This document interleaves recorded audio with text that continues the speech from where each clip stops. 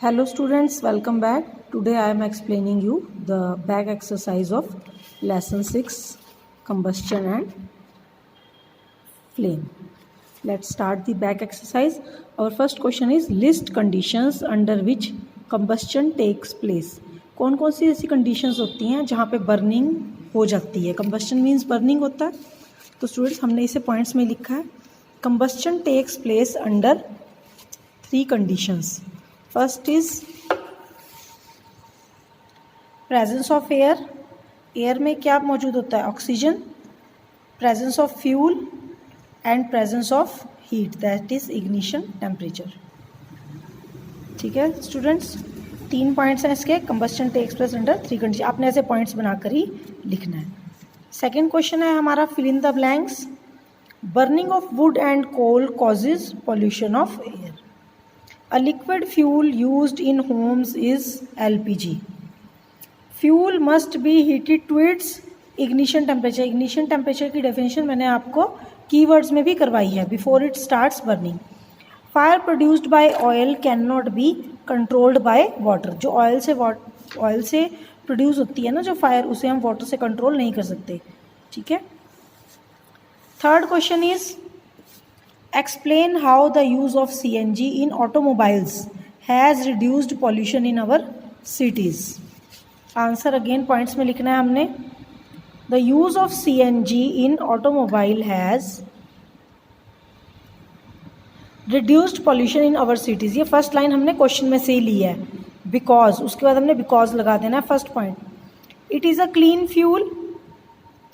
Amount of unburnt fuel in CNG is very less as compared to others.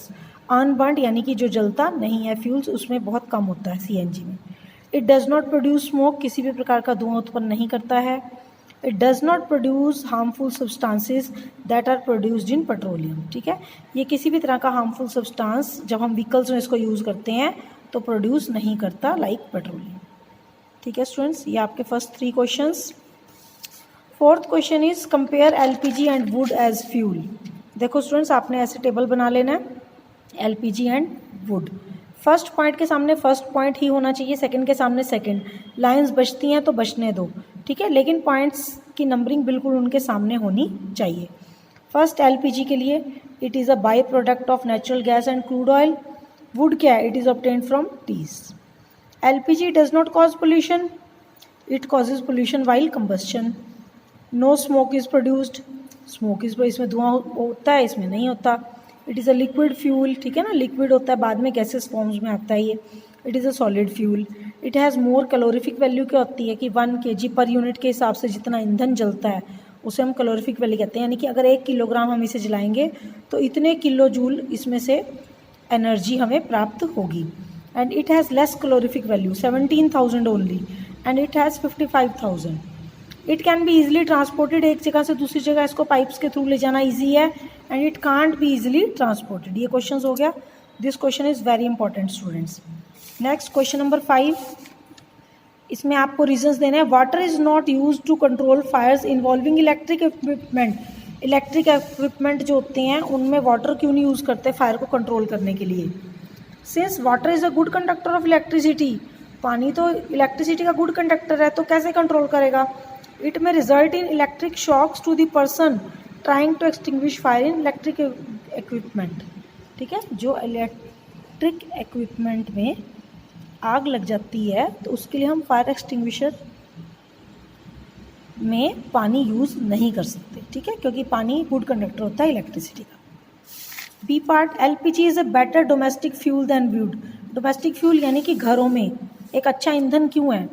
LPG is better domestic fuel than wood because it does not produce gases nor does leave any residue behind. Moreover, it has more calorific value than wood. ठीक है students, ये आप note कर लीजिए. Our C part is paper by itself catches fire easily. Paper को आप जलाते हैं तो एकदम से जल जाता है ना, जबकि piece of paper wrapped around an aluminium pipe does not. लेकिन अगर एल्यूमिनियम का पाइप के चारों ओर पेपर रैप हो तो वो नहीं जलता. क्यों?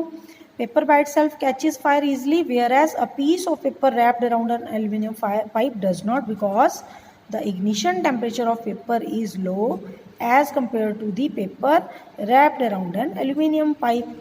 ठीक है, तो पेपर का जो इग्निशन टेम्परेचर होता है वो लो होता है किसके कंपैरिजन में, जो पेपर एल्यूमिनियम पाइप के चारों तरफ लिपटा होता है। ठीक है students, our 7th question is name the unit in which the calorific value of fuel is express. It is kilo joule per kilogram. The calorific value of a fuel is kilo joule per kilogram, ऐसे express करते हैं। Explain how carbon dioxide is able to control fire. क्यों करता है control? Carbon dioxide CO2 being heavier than oxygen covers the fire like a blanket. ठीक है, blanket की तरह जो आग है उसको कवर कर लेता है, तो फिर जो कांटेक्ट है फ्यूल का एयर के साथ वो टूट जाता है, जिससे आग जलनी बंद हो जाती है। ठीक है, since the contact between the fuel and the air यानी कि oxygen is cut off, the fuel is controlled. Next, it is difficult to burn a heap of green, नहीं इससे पहले यही है, हाँ। It is difficult to burn a heap of green leaves but dry leaves catch fire. कि जो हरी पत्तियाँ उनको टाइम लगता है जलाने में और सूखी पत्तियाँ जल्दी जल जाती हैं। वही इग्निशन टेम्परेचर जो हमने पहले बोला था, the ignition temperature of green leaves is higher than that of dry leaves. ठीक है, तो dry leaves catch the fire, या आप ऐसे लिख सकते हैं कि ignition temperature of dry leaves is lower than that of green leaves, एक ही बात है। Next, which zone of a flame does a goldsmith use for melting gold and silver. जो सुनार होता है वो गोल्ड और सिल्वर को मेल्ट करने के लिए कौन से फ्लेम का कौन सा पार्ट यूज़ करता है, कौन सा जोन यूज़ करता है? Gold Smith used the outer most zone of the flame for melting gold and silver because it is the hottest zone. सबसे हॉटेस्ट जोन होता है, सबसे बाहरी जो जोन होता है उसमें बहुत ज़्यादा हीट होती है, क्योंकि वहाँ पे कंप्लीट कंबस्शन होता है। ठीक है स्टूडेंट, आप यहाँ से ये आंसर्स को लिख सकती हैं। नेक्स्ट क्वेश्चन 11th, एक in an experiment 4.5 kg of fuel को बर्न करते हैं और इतनी हीट प्रोड्यूस होती है, तो इसकी कैलोरीफिक वैल्यू फाइंड आउट करेंगे। कैलोरीफिक वैल्यू का फॉर्मूला क्या होता है? Heat produced upon mass of fuel. Heat produced ये है, मास ऑफ फ्यूल ये, इनको डिवाइड करेंगे तो ये आंसर आया 40,000 kilo joule per kilogram. Students ये न्यूमेरिकल बहुत इंपॉर्टेंट है, क्योंकि आपके बुक में जो है लिमिटेड न्यूमेरिकल है, तो न्यूमेरिकल आने के चांसेस इसके काफ़ी ज़्यादा हैं। Next part, can the process of rusting be called combustion. Rusting क्या होता है? जंग लगना। क्या जंग लगना को आप कंबस्शन कह सकते हैं? नहीं।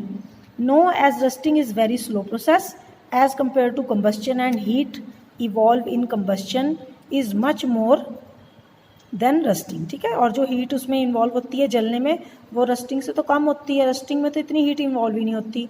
And rusting can takes place at room temperature but combustion need an ignition temperature. ठीक है, बर्निंग के लिए किसी भी चीज़ के इग्निशन टेम्परेचर की ज़रूरत होती है, लेकिन रस्टिंग जो है वो रूम टेम्परेचर पर। रस्टिंग क्या होता है? जंग लगना।